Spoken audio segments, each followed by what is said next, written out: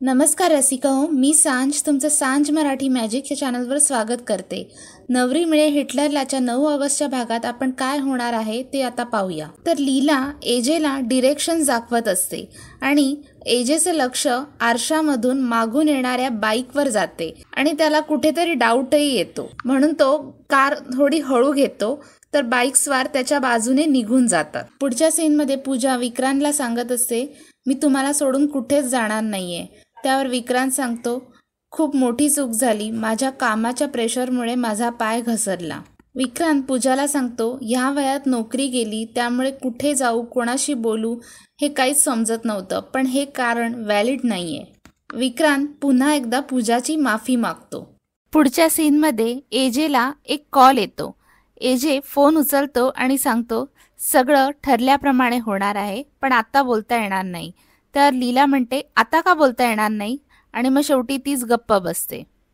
लीला मनात म्हणते, मी ह्यांच्या समोर आहे म्हणून ह्यांना आत्ता बोलायचं नाहीये.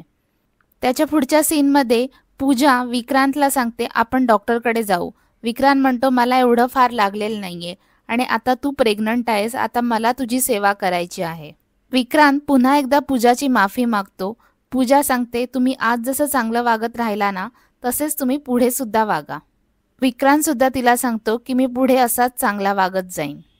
त्यानंतर विक्रांत पूजाला विचारतो, हे जे काही झालं त्याबद्दल तू कोणाशी बोलली आहेस का? पूजा गप्प बसते. विक्रांत पुन्हा पुन्हा तिला विचारतो. शेवटी पूजा सरळ सांगते की मी हे लीलाला सांगितलंय. विक्रांत म्हणतो पूजाला, नक्की काय काय सांगितलंय? त्यावर पूजा सांगते, काही नाही, तुमचं बाहेरचे अफेअर्स आणि रेवती. पूजा विक्रांतला सांगते, पण तिने मला वचन दिलंय की ती ह्याबद्दल कोणालाही काही सांगणार नाहीये. विक्रांत म्हणतो, जर लीलाला कळलं की माझ्यामुळे तिचं आणि एजेचं लग्न झालंय तर ती गप्प बसणार आहे का? त्यावर पूजा म्हणते, पण मी हे तिला सांगितलेलंच नाहीये. पूजा म्हणते, मी फक्त तिला रेवतीबद्दल सांगितलंय, बाकी काहीच सांगितलेलं नाहीये. विक्रांत पूजाला सांगतो की तू एकदा लीलाला कॉल कर आणि तिला विचार, तू हे जे काही घडलंय ते कोणाला सांगितलंयस का? प्लीज प्लीज माझ्या समाधानाकरता तिला एकदा कॉल कर.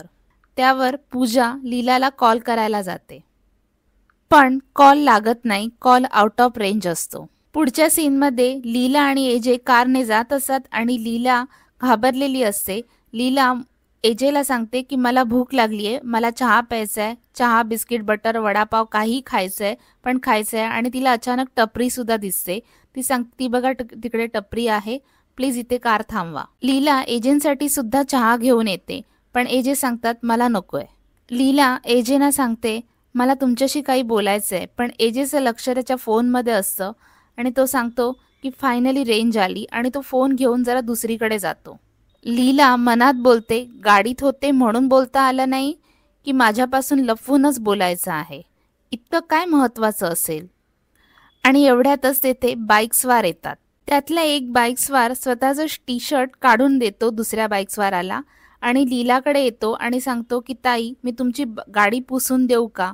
आधी लीला नाही म्हणते, पण शेवटी तो सांगतो की गरीबाला मदत होईल, म्हणून लीला तयार होते. लीलाचं लक्ष नसताना तो बाईकस्वार कारच्या खाली जातो. पुढच्या सीनमध्ये एजे कारच्या जवळ येतो आणि एजे त्या बाईकस्वाराला कारच्या इथे बघतो.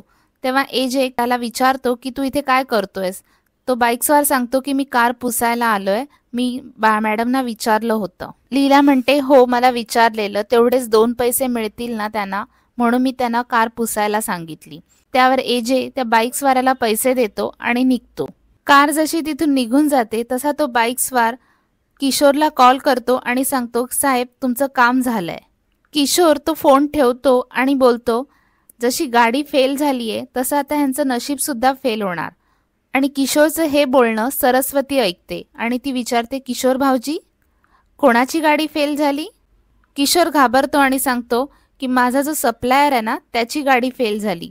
त्यानंतर किशोर सरस्वतीला विचारतो, तू इथे? तेव्हा सरस्वती सांगते की मी दुर्गा वहिनींसाठी आली होती. दुर्गा वहिनी कुठे आहेत? त्या किशोर सांगतो की असेल इथेच कुठेतरी, बाहेर गेली असेल कदाचित. त्यानंतर किशोर सरस्वतीला विचारतो, काही प्रॉब्लेम आहे का? तुला जर काही प्रॉब्लेम असेल तर माझ्याशी बोल. आणि शेवटी सरस्वती किशोरला सांगते की लीलाने तिच्या भावाच्या कानाखाली मारली. आणि एवढं सगळं झालं तरी आजींनी तिचीच बाजू घेतली, माझा कोणी विचारच नाही केला. किशोर सरस्वतीला सांगतो, मला यातलं काहीच माहीत नव्हतं. जर मला माहीत असतं तर मीच आजींशी बोललो असतो. पण जर मी आत्ता बोललो तर त्यांना वाटेल की तू मला येऊन सांगितलं. सरस्वती किशोरला सांगते, थँक्यू, तुम्ही माझी बाजू समजून घेतली. विराज नेहमी मला सांगायचा की किशोर दादा खूप चांगले आहेत. किशोर सरस्वतीला सांगतो, यापुढे तुला काही बोलायचं असेल तर माझ्याशी बिनधास्तपणे बोल. त्यानंतर सरस्वती तिथून निघून जाते. किशोर मनात म्हणतो, हा मासा गळाला लागण्यासारखा आहे, पण मला हे कळत नाहीये की मंगळागौरीला कोणी पुरुष घरात नसताना हा विक्रांत इथे घरात आलाच कसा. पुढच्या सीनमध्ये एजे आणि लीलाची गाडी एका डेड एंडच्या इकडे थांबते. लीला पुन्हा एजेला सांगते की सांगितलं ना, माझं ऐकलं नाहीत तुम्ही, तिथे लिहिलं होतं की राईट साईडला घ्यायचं होतं. त्यावर एजे सांगतो, आता आलोय ना, आता इथून कसं बाहेर पडायचं ते बघूया. आणि एजे पुन्हा गाडी चालवायचा स्टार्ट करतो तर गाडी चालत नाही, गाडी बंद पडते. एजे गाडी स्टार्ट करण्याचा प्रयत्न करत असतो तर लीला मनात म्हणते, खरंच गाडी बंद पडली की मुद्दाम बंद पडली असं नाटक करताय. लीला खूप घाबरलेली असते. ती घाबरलेल्या नजरेने एजेकडे बघत असते आणि मनात म्हणत असते, आता यांनी खरंच माझा खून केला तर. लीला एवढी घाबरते की ती कारमधून उतरते आणि वाचवा वाचवा, हेल्प हेल्प असं करून ओरडायला लागते. एजे कारमधून बाहेर येतो आणि सांगतो की लीला का ओरडतेस. लीला सांगते, ओरडलं नाही तर लोकांना ऐकू कसं जाईल. एजे सांगतो, थांब इथे, मी हेल्प मिळते का बघतो. त्यावर लीला मनात म्हणते, म्हणजे मला इथे एकटीला उभं करायचं आणि मग माणसं आणून माझ्यावर हल्ला करायचा. म्हणून लीला एजेना सांगते की मी इकडे एकटी उभी राहणार नाही, मी पण तुमच्या बरोबर येणार. एजे लीलाला सांगतो की तू गाडीत जास्ती सेफ आहेस, पण लीला म्हणते की नाही, मी तुमच्या बरोबरच येणार. तर शेवटी एजे तिला म्हणतो की ठीक आहे, तू माझ्या बरोबर चल. पुढच्या सीनमध्ये एजे आणि लीला पुन्हा कारच्या जवळ येतात आणि त्यावेळेला लीलाकडे पाव असतात. लीला म्हणते, बरं झालं निदान पाव तरी मिळाले, नाहीतर रात्रभर उपाशीच राहायला लागलं असतं. त्यावेळी एजे लीलाला म्हणतो, हे पाव खाणार कशाबरोबर. तर लीला म्हणते, त्यात काय, आम्ही बिस्किटं पाण्यात बुडवून खायचो, तसे पाव सुद्धा पाण्यात बुडवून खाऊ. तेव्हा एजे शॉक होतो, म्हणतो व्हॉट.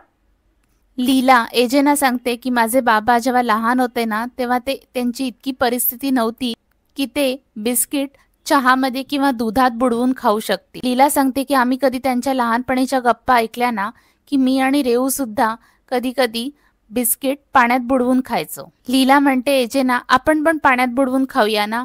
आणि अचानक तिला काही आठवते आणि ती म्हणते की एक मिनिट, माझ्याकडे काहीतरी आहे, असे म्हणून ती कारचा दरवाजा उघडते. लीला बॅगमधून लसणाची चटणी काढते आणि एजेला पुन्हा कारमध्ये बोलवते. एजे कारमध्ये येऊन बसतो आणि लीला एजेना दाखवते, बरं झालं ना मी लसणाची चटणी आणलेली.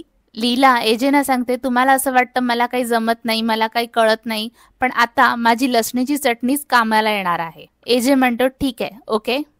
एजे पाव फोडून त्याच्यामध्ये चटणी टाकतो. व्यवस्थित तो पाव चटणीने पॅकअप करतो आणि मग तो खातो. आणि लीलाला वाटतं की तो पाव आपल्याला देईल, पण तो स्वतःच खायला सुरुवात करतो. लीला स्वतःच्या पावामध्ये स्वतः चटणी भरायला जाते. एजे ते बघतो की तिला व्यवस्थित भरता येत नाहीये, तर एजे तिला तिच्या पावामध्ये चटणी भरून देतो आणि मग तिला सांगतो की घे. आणि दोघं लसणीची चटणी आणि पाव मजेत खात असतात.